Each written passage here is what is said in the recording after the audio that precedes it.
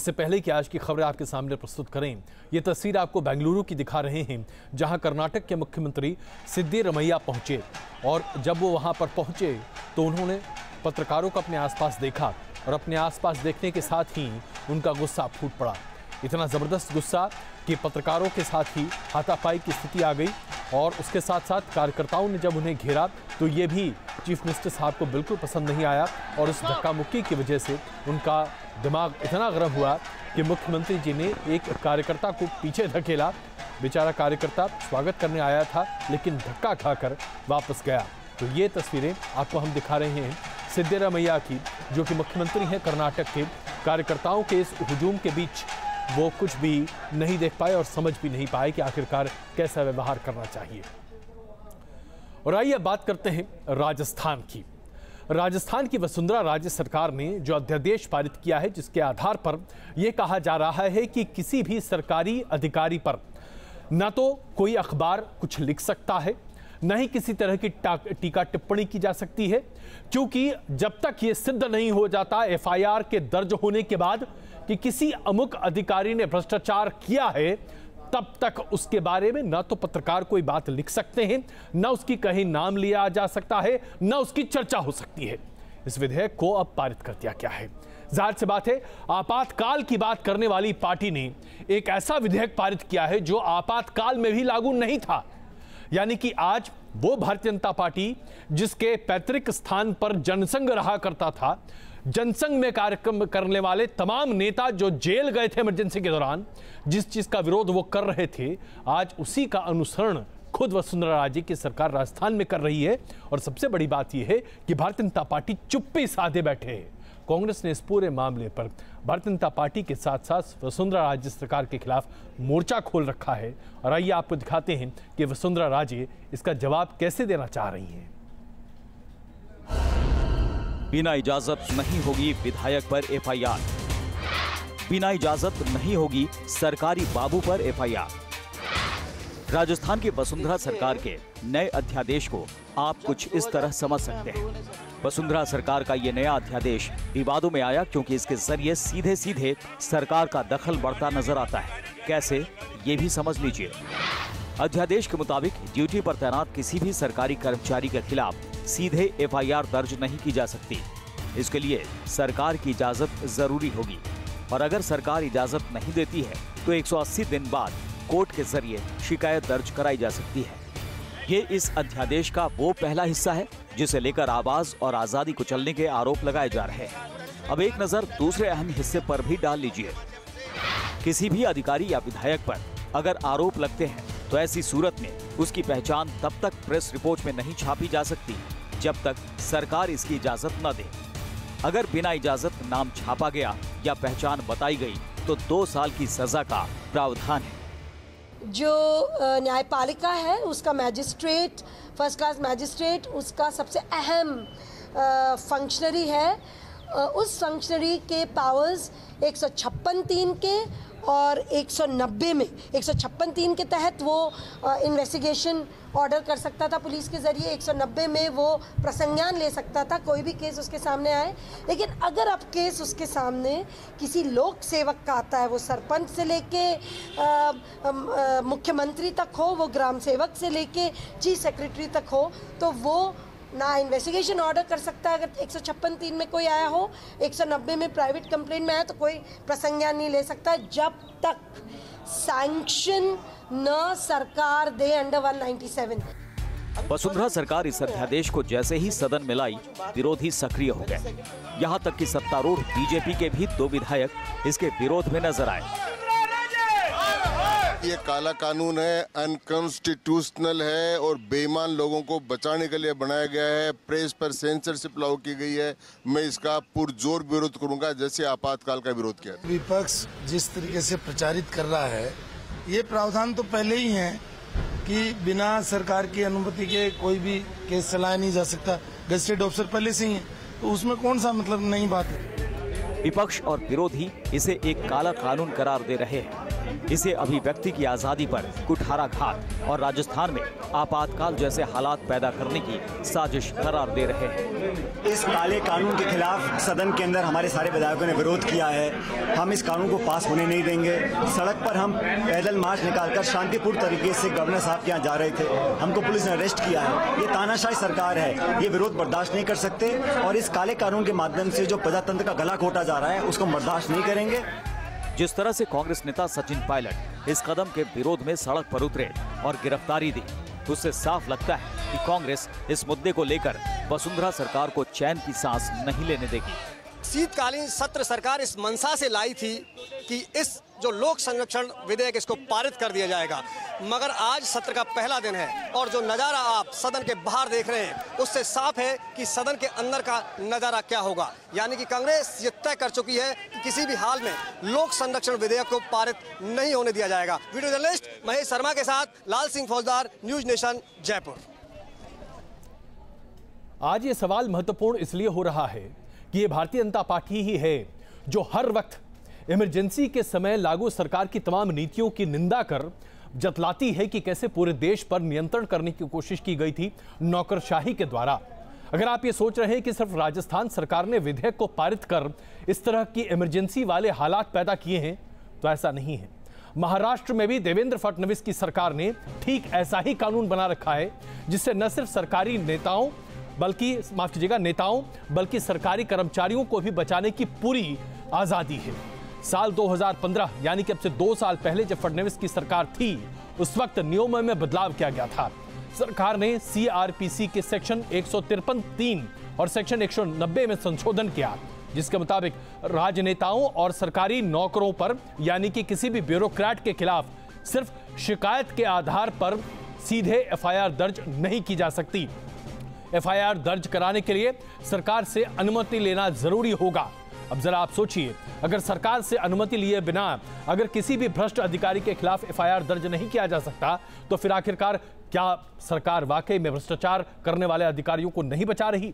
सवाल यहां पर यह नहीं है कि क्या भ्रष्टाचार करने के नाम पर अधिकारियों को डराया या धमकाया जा रहा है, बल्कि सवाल यहां पर यह है कि अगर सरकार भ्रष्ट अधिकारियों के साथ खड़ी दिखाई देती है तो यह ईमानदार और पारदर्शी सरकार कैसे हो सकती है?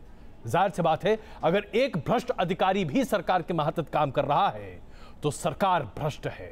जाहिर सी बात है, ऐसे में भारतीय जनता पार्टी का यह नारा कि भ्रष्टाचार के खिलाफ पूरे तरीके से है, अपने आप में बड़ा खोखला दिखाई देता है। आइए अब जरा बात करते हैं कैसे भारतीय जनता पार्टी के शासित राज्य उत्तर प्रदेश में अचानक एक नई खेल की बात हो रही है। शिया और सुन्नी वक्फ बोर्ड को एक साथ मिला दिया जाएगा, यह कहा जा रहा है उत्तर प्रदेश में। अब इसका मतलब बड़ा साफ है, हर कोई जानता है इस देश में कि शिया आबादी आमतौर पर भारतीय जनता पार्टी से बहुत दूरी नहीं बनाकर रखती, लेकिन सुन्नी आबादी भारतीय जनता पार्टी से दूरी बनाकर रखती है। मामला पारदर्शिता का बनाया जा रहा है, लेकिन इसके राजनीतिक पहलू और अंग भी हैं।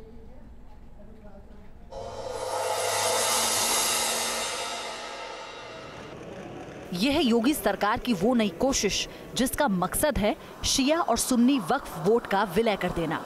यानी अगर यह कदम हकीकत में तब्दील हुआ तो मुसलमानों में शिया और सुन्नी समुदाय के अलग अलग वक्फ बोर्ड नहीं होंगे। दलील दी जा रही है कि इस प्रस्ताव के पीछे वजह जनता की राय है। सरकार की कोशिश है कि इन दोनों बोर्ड को पहले भंग किया जाए और भंग करके जो जनता परेशान है, जिनके राइट्स छीने गए हैं, जिनके लाभ छीने गए हैं, उनको लाभ उनका दिलवाया जाए। और जहां तक बात आपने कही कि विलय की बात, तो विलय की बात सरकार की नहीं है, जनता की मांग है। सरकार की मांग नहीं है, ये जनता की मांग है, जनता के सुझाव हैं कि साहब भ्रष्टाचार को रोकने के लिए आप ऐसा कर सकते हैं। योगी सरकार के इस कदम पर सबसे तीखी प्रतिक्रिया आई समाजवादी पार्टी के नेता आजम खान से। उत्तर प्रदेश में मैंने इसे लागू इसलिए नहीं किया था कि मैं जानता हूं कि शिया वक्फ बोर्ड बहुत छोटा है, क्योंकि शिया साहिबान की आबादी बहुत कम है, उनका बोर्ड छोटा है, उनकी जायदादें कम हैं, और सुन्नी सेंट्रल वक्फ बोर्ड अपनी जायदादों के एतबार से बहुत बड़ा है, सुन्नी आबादी के एतबार से बड़ा है, इसलिए मैंने इन दोनों का विलय नहीं किया था। दरअसल धार्मिक आधार पर शिया और सुन्नी समुदायों के बीच मतभेद है और साथ ही आबादी और संपत्तियों के लिहाज से भी दोनों वक्फ बोर्ड में फर्क है। संपत्ति के साथ साथ बुनियादी मतभेदों के चलते भी शिया और सुन्नी धर्मगुरु भी इस प्रस्ताव से सहमत नजर नहीं आ रहे हैं। भ्रष्टाचार को खत्म करने के लिए और करप्शन को खत्म करने के लिए जो भी कदम हो सकता है सरकार को उठाना चाहिए, लेकिन हमारा माजी का तजुर्बा है कि जहां पर शिया सुन्नी वक्फ बोर्ड एक हैं वहां भी भ्रष्टाचार कम नहीं है, क्योंकि भ्रष्टाचार का ताल्लुक किसी बोर्ड से नहीं है, किसी संस्था से नहीं है, बल्कि लोगों से। और ऑल इंडिया शिया मसला बोर्ड पूरे हिंदुस्तान में इस बात की मांग कर रहा है कि पूरे हिंदुस्तान में जहाँ जहाँ मुस्लिम वक्फ है वहाँ शिया वक्फ बोर्ड को अलग होना चाहिए, क्योंकि हमारी प्रॉपर्टी सफ़र कर रही है, हमारी प्रॉपर्टी तबाह बर्बाद हो रही है। जहाँ के ऊपर कंबाइन मिला जुला वक्फ है, शिया और सुन्नी दोनों वक्फ है। लिहाजा हम केंद्र सरकार से मांग कर रहे हैं कि यूपी और बिहार की तर्ज पर शिया वक्फ बोर्ड पूरे राज्यों में, पूरे भारत में अलग अलग होना चाहिए। देश के 18 राज्यों में शिया और सुन्नी वक्फ बोर्ड एक ही हैं, लेकिन यूपी और बिहार में अब तक दोनों समुदायों के वक्फ बोर्ड अलग हैं। अब योगी सरकार देश भर के चलन को यूपी में भी लागू करने के लिए प्रस्ताव पर गौर कर रही है। Team news nation. और आइए जरा अब ताजमहल की बात करते हैं। बात दरअसल ये नहीं है कि ताजमहल सुर्खियों में क्यों बना हुआ है, हम सब जानते हैं आज उस पर जबरदस्त राजनीति हो रही है, लेकिन क्या कोई सपने में ये सोच सकता था कि राष्ट्रीय स्वाभिमान दल नाम का एक संगठन खड़ा हो जाएगा? कुछ लोग आएंगे जो ताजमहल के अंदर चोरी चुपके घुस जाएंगे और आज सोमवार के दिन ताजमहल के अंदर घुसकर शिव चालीसा का पाठ करेंगे और उसके बाद उसको सोशल मीडिया पर वायरल कर देंगे। ये तमाशा है, इसके अलावा और कुछ नहीं है। जाहिर सी बात है इसमें राजनीति भी बहुत है, लेकिन क्या इस तरह के तमाशे और राजनीति से देश जुड़ता है? ताजमहल या तेजो महालय, ये एक ऐसा सवाल है जिसे लेकर कुछ लोग या यूं कहें कि कुछ तबके सालों से ताजमहल को बहस का मुद्दा बनाए हुए हैं। इतिहास साफ कहता है कि ताजमहल एक कब्रगाह है जिसे शाहजहां ने बनवाया था, लेकिन मानो कुछ लोग इसे मानना ही नहीं चाहते और ऐसे ही कुछ लोग ताज के अंदर पहुंचकर शिव चालीसा का पाठ करते नजर आए। राष्ट्र स्वाभिमान दल के कार्यकर्ताओं ने ताजमहल में शिव चालीसा पढ़ने की कोशिश की, लेकिन CISF के जवानों ने उन्हें शिव चालीसा पढ़ने से रोक दिया। इसको लेकर राष्ट्र स्वाभिमान पार्टी के कार्यकर्ताओं का कहना है कि ताजमहल मकबरा नहीं शिव का मंदिर है, इसलिए वो यहाँ शिव चालीसा पढ़ने आए थे। खुद को राष्ट्र स्वाभिमान दल का सदस्य बताने वाले इन लोगों ने न सिर्फ शिव चालीसा का पाठ किया, बल्कि फेसबुक पर पाठ की लाइव स्ट्रीमिंग भी कर दी। दलील थी कि ताजमहल दरअसल तेजो महालय है और इसी वजह से वो सोमवार के दिन शिव चालीसा पढ़ने आए थे। हम सिर्फ तेजो महालय पर आज सोमवार को शिव चालीसा का पाठ करने आए थे। अब इसको कोई अगर कार्यक्रम या विवाद का विषय बनाता है तो ये मेरी नज़र में कोई विवाद का विषय नहीं है, लोग इशू बनाने की कोशिश कर रहे हैं। खैर, इनकी एक करतूत जल्द इस सिक्योरिटी की आंखों में भी आ गई और न सिर्फ इनको रोका गया, बल्कि इन्होंने ताज के अंदर जो रिकॉर्डिंग की थी वो भी इनके फोन से डिलीट कर दी गई। लेकिन इस बीच राष्ट्र स्वाभिमान दल के ये सदस्य लगातार मौजूद लोगों से बहस करते नजर आए। मोहब्बत की निशानी ताजमहल बनाया गया था दुनिया को मोहब्बत का पैगाम देने के लिए, लेकिन अफसोस कि आज ताज के नाम से मोहब्बत कोसों दूर हो गई है। ताज का नाम अब जब जब सामने आता है तो साथ सुनाई देती है किसी न किसी एजेंडे की गूंज भी। Nitin Upadhyay, News Nation, Agra. खैर, आज के हिंदुस्तान में मोहब्बत की बात तो बड़ी दूर की बात है, यहाँ तो इंसानियत भी लगता है कि बड़ी मुश्किल से दिखाई देती है। मुंबई और उसके आसपास के इलाकों की सड़कों पर मानो ऐसा लगता है कि राज ठाकरे और उनके गुंडों ने डराने धमकाने को एक नया हथियार बना लिया है। पिछले 1 महीने के भीतर MNS के कार्यकर्ताओं ने मुंबई और उसके आसपास के इलाकों में छोटे व्यापारी, रेडी पर काम करने वाले लोग, इन तमाम लोगों को निशाना बनाना शुरू किया है। अगर वो उत्तर भारतीय हैं तो ऐसा लगता है जैसे कि राजनीति का बस एक ही पाठ इन लोगों ने पढ़ा है और वो है उत्तर भारतीयों को मारना। क्या इसी से वोट मिलते हैं? बताइए, क्या इसे इंसानियत कहते हैं? पुलिस की गिरफ्त में खड़े ये वो MNS कार्यकर्ता हैं जिनके ऊपर मुंबई से लेकर ठाणे और कल्याण तक में उत्तर भारतीयों के खिलाफ मार पिटाई करने और तोड़फोड़ करने के आरोप है। दरअसल 20 दिन पहले MNS ने रेलवे स्टेशन पर काम करने वाले हॉकर्स को हट जाने की चेतावनी दी थी। MNS की दलील थी अभियान के जरिए एल्फिस्टोन ब्रिज जैसे हादसों को रोकना, लेकिन गौर से देखने पर पता चला कि यह अभियान भी खासकर उत्तर भारतीयों को ही निशाने पर ले रहा है। जब हॉकर्स नहीं हटे तो एमएनएस कार्यकर्ता अपने चिरपरिचित अंदाज में सड़कों पर उतरे और खुद देखिए फिर क्या हुआ। 21 तारीख को एमएनएस कार्यकर्ता ठाणे रेलवे स्टेशन पर आ धमे और फिर स्टेशन पर काम कर रहे गरीब हॉकर्स उनके निशाने पर आ गए। जो कुछ सामने आया उसे तोड़ फोड़ दिया गया और इन गरीबों की रोजी रोटी पर राजनीति की लात पड़ गई।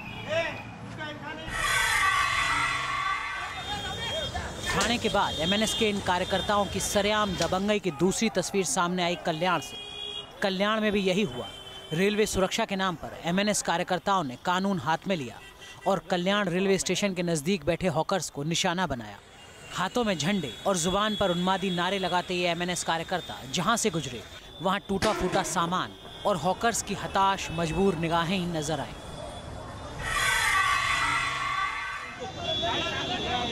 मुंबई का सांता क्रूज स्टेशन भी इस उन्मादी राजनीति की जद में आया। सांता क्रूज स्टेशन पर एमएनएस कार्यकर्ताओं ने बाहर कपड़े बेच रहे गरीब हॉकर्स को डराया, धमकाया और उनका सामान उठाकर सड़क पर फेंक दिया। हम आपको बता दें कि जिन स्टेशनों पर एक दर्दनाक हादसे को बिनहा बनाकर कानून व्यवस्था से खिलवाड़ किया गया, वहां रेहड़ी ठेली लगाने वाले ये अधिकतर गरीब हॉकर्स उत्तर भारतीय हैं और एल्फिस्टन ब्रिज की आड़ में कथित मराठी मानुष के नाम पर राजनीति करने वाली एमएनएस ने एक बार फिर उत्तर भारतीयों को निशाना बनाया। Team news nation. और अब बात पटना के मंचले की मरम्मत की। शहर के भगत सिंह चौक पर एक लड़की का वीडियो बनाना इस मंचले को बड़ा महंगा पड़ा। आरोप यह है कि सड़क पर कुछ लड़कियां चल रही थी। एक मंचला वहां पर फप्तियां कस रहा था और उसके बाद वीडियो भी बना रहा था। जब लड़कियों को ये समझ में आया कि क्या हो रहा है तो लड़कियों ने उस नौजवान को पकड़ा और उसके बाद उसकी जो मरम्मत की गई चप्पल और जूतों से, वो अपने आप में देखने लायक है। हालांकि इस तरह के लोगों का इलाज भी कुछ ऐसा ही होना चाहिए। कभी कभी गलतियां जरूर हो जाती हैं लड़कियों से भी। शायद जो व्यक्ति वाकई में बदमाशी कर रहा हो उसकी बजाय किसी और की मरम्मत हो जाती है, लेकिन आमतौर पर ऐसा होता नहीं है। और जब ऐसा हो तो फिर लगता है आसपास के खड़े लोगों को भी कि दो चार उन्हें भी धर देना चाहिए। लेकिन जहां मंचलों की मनभड़त की बात है तो ऐसा लगता है कि उन पर नकेल कसने के लिए आखिरकार महिलाओं को ही अपने जूते चप्पल उठाने पड़ेंगे।